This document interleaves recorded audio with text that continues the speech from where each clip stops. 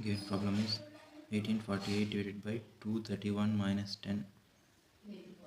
Options are A is equal to 2, B is equal to minus 2, C is equal to 1848 divided by 221. Option D is 1884 by 221. Now we can solve this. మనం addition division first చేయాలి, multiplication తర్వాత చేయాలి. దాని తర్వాత addition కానీ are subtraction కానీ రెండింటిలో ఏదైనా ఒకటి చేయొచ్చు first. So first of all మనం డివిజన్ చేయాలి. ఇప్పుడు 200తో 1800ని చేయాలి. 2 9 * 18 కాబట్టి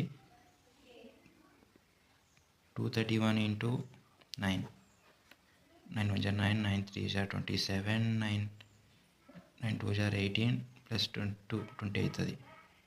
సో ఇది కాదు, ఇంకా తక్కువ తీసుకున్నాం. 231 into 8, 8 1 * 8, 8 3 * 24, 8 2 * 16 plus 2 18, 1848 అంటే 8 times డివైడ్ అవుతుంది. సో 8 minus 10 ఉంది, 8 నుంచి 10 పోతే -2 వస్తుంది ఆన్సర్. So answer is